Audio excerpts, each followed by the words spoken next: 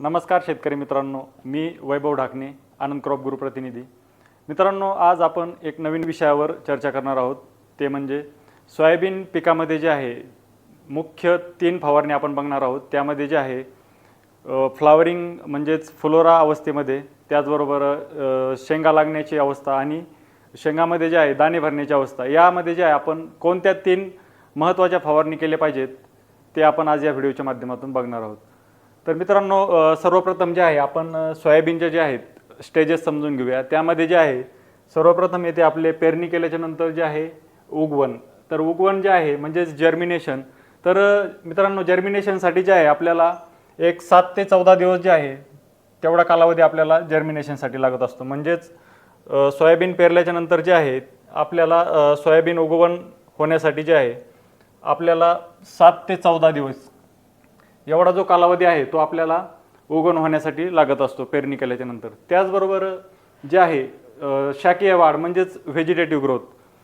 तर vegetative growth जी आहे ती आपल्याला 15 ते 35 दिवस या कालावधीमध्ये जे आहे आपल्याला आपल्या पिकाची सोयाबीन पिकाची शाकीय वाढ होत असते. तर यामध्ये जे आहे फांद्या आणि पाने हे जे आहेत वेल डेव्हलप होत असतात.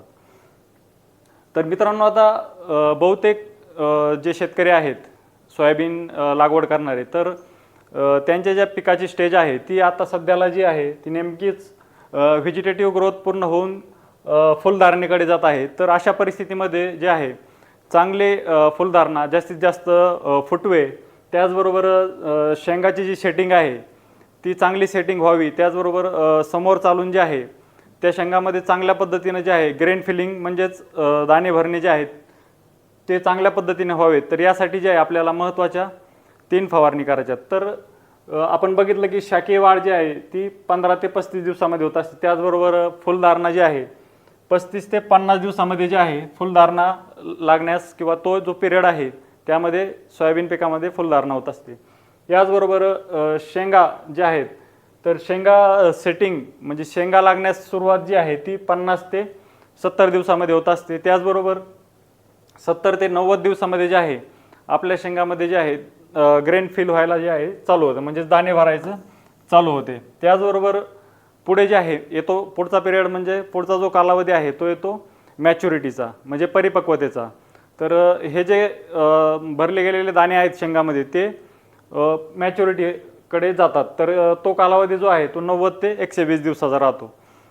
तर मित्रांनो, ह्या ज्या सर्व स्टेजेस आहेत या स्टेजेसमध्ये आपण बघणार आहोत की महत्त्वाच्या ज्या 3 स्टेजेस आहेत फुलधारणा, शेंगा भरणे आणि दाणे भरणे, ह्या अवस्थेमध्ये कोणत्या महत्त्वाच्या ज्या आहेत 3 फवारणी केल्या पाहिजेत. तर यामध्ये जे आहे आपण पहिली फवारणी बघू शकता. यामध्ये आपल्याला लागवडीनंतर एक 35 ते 40 दिवसांनी पहिली फवारणी करायची आहे. यामध्ये जे आहे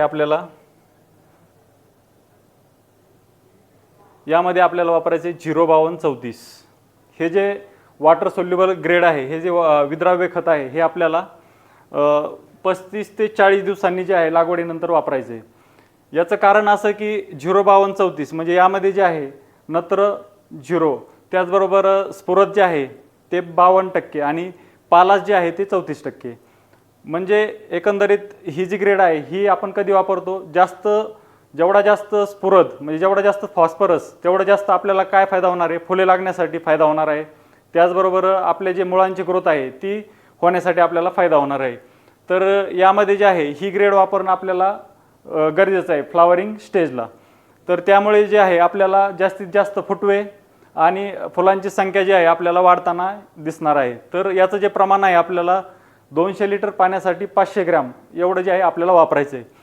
तर यासोबत जे आहे कॉम्बिनेशनमध्ये आपल्याला प्रोक्लेम म्हणजेच ज्याला की आपण इमामेक्टिन बेन्झोएट हा कंटेंट जो आहे प्रोक्लेममध्ये आहे. तर हे जे आहे आपल्याला 100 ग्रॅम वापरायचं. तर प्रोक्लेम वापरण्यामागचा उद्देश जो आहे तर या स्टेजला जे आहे आपल्या पिकामध्ये जे आहे अळीवर्गीय किडींचा जो आहे प्रादुर्भाव होत असतो. मग यामध्ये जे आहे हेलिकोवर्पा आर्मिजरा असेल, स्पोडोप्टेरा लिच्युरा असेल, तर किंवा बिहार हेरी कॅटरपिलर असेल, या ज्या वेगवेगळ्या आळ्या आहेत तर या आळ्यांचं जे आहे आपल्या सोयाबीन पिकांवर अटॅक होत असतो. मग यामध्ये जे आहे पाने कुरताडणे असेल किंवा शेंगामध्ये जे आहे जाऊन दाणे खाणे असेल, तर या सर्व गोष्टी आपल्याला होताना दिसतात. तर यासाठी जे आहे आपल्याला पीक जे आहे आपलं 35 ते 40 दिवसाचं झाल्यानंतर लगेच आपल्याला जे आहे प्रिव्हेंटिव्हमध्येच ही फवारणी करणं गरजेचं आहे. यामध्ये मग 2 नंबरला आपल्याला प्रोक्लेम 100 ग्रॅम प्रति 200 लिटर पाण्यासाठी घ्यायचे. त्याचबरोबर कॉम्बिनेशनमध्ये आनंद ॲग्रो केअरचं दर्जेदार असं उत्पादन आहे हे क्रॉप टॉनिक 21. तर यामध्ये जे आहे इसेन्शियल अमायनो ॲसिड्सचा यामध्ये स्रोत आहे.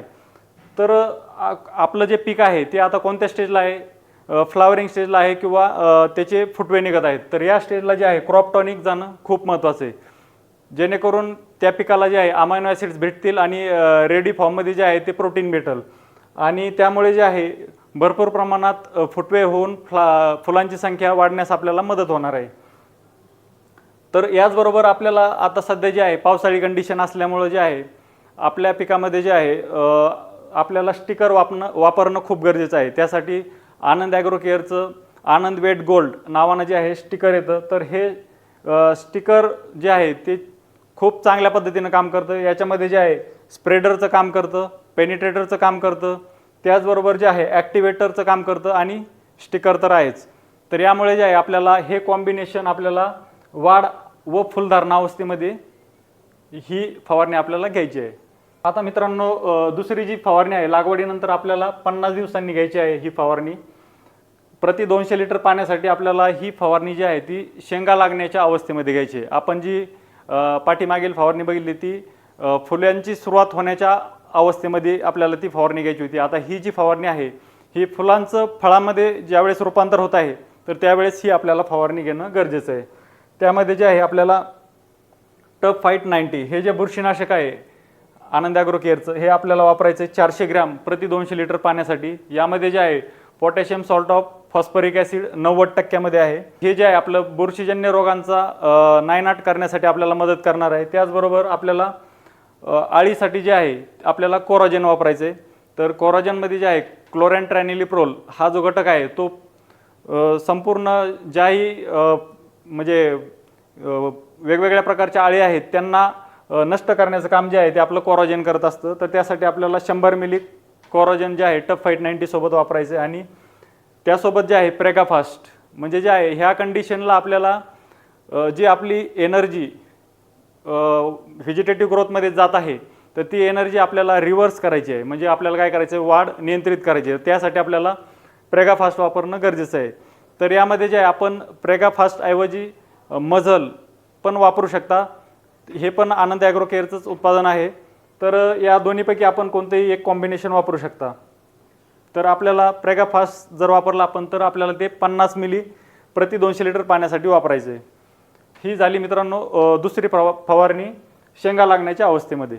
तिसरी आणि शेवटची जी फवारणी आहे ती आपल्याला 70 दिवसानंतर घ्यायची आहे शेंगामध्ये जे आहे दाणे भरत असतानाच्या अवस्थेमध्ये.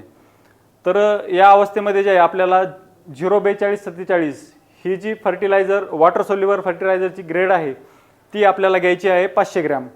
यामुळे काय होणार आहे, यामुळे जे आपण ग्रेन फिलिंगची जी प्रोसेस होणार आहे शेंगामध्ये तर यामध्ये खूप चांगल्या पद्धतीनं ग्रेन फिल होणार आहेत आणि त्यामध्ये जे आहे ग्रेनची साईज वाढवण्यासाठी जे आहे आपल्याला स्केलअप हे वापरायचं आहे आनंद ॲग्रो केअरचं. याच्यामध्ये जे आहे होमोब्रासिलोनाइड 0.03% हे कंटेंट आहे आणि आपणा सर्वांस माहीतच आहे की होमोब्रासिलोनाइड जे आहे ते फुलांचं फळात रूपांतर होताना आणि फळांची जे काय आहे शेंगांची साईज वाढण्यासाठी मदत करते. तर यासाठी जे आहे आपल्याला स्केलअप हे या स्टेजला घेणं खूप गरजेचं आहे. तर यामध्ये जे आहे ही वॉटर सोल्युबल फर्टिलायझरची ग्रेड आणि स्केलअप हे दोन्ही कॉम्बिनेशन जर आपण शेंगामध्ये दाणे भरण्याच्या अवस्थेमध्ये जर घेतलं तर आपल्याला नक्कीच चांगले रिझल्ट आपल्या सोयाबीन पिकामध्ये दिसतील.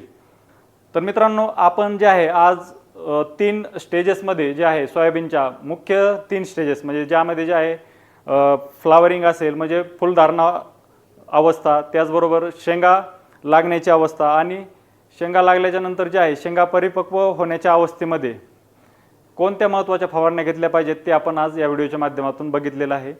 त्याचबरोबर मित्रांनो अशाच नवनवीन माहितीसाठी जे आहे तुम्ही आमचे प्ले स्टोअरवर आनंद क्रॉप गुरु हे ॲप आहे ते आपण डाउनलोड करा. यामध्ये जे आहे 100+ पिकांचे शेड्यूल्स आहेत. त्याचबरोबर त्यामध्ये कोणती फवारणी घेतली पाहिजे, खत व्यवस्थापन कशा पद्धतीने केलं पाहिजे, या सर्व गोष्टी ज्या आहेत त्या या ॲपमध्ये आहेत. तर आजच प्ले स्टोअरवर जाऊन ॲप डाउनलोड करा आणि इन्स्टॉल करा. धन्यवाद.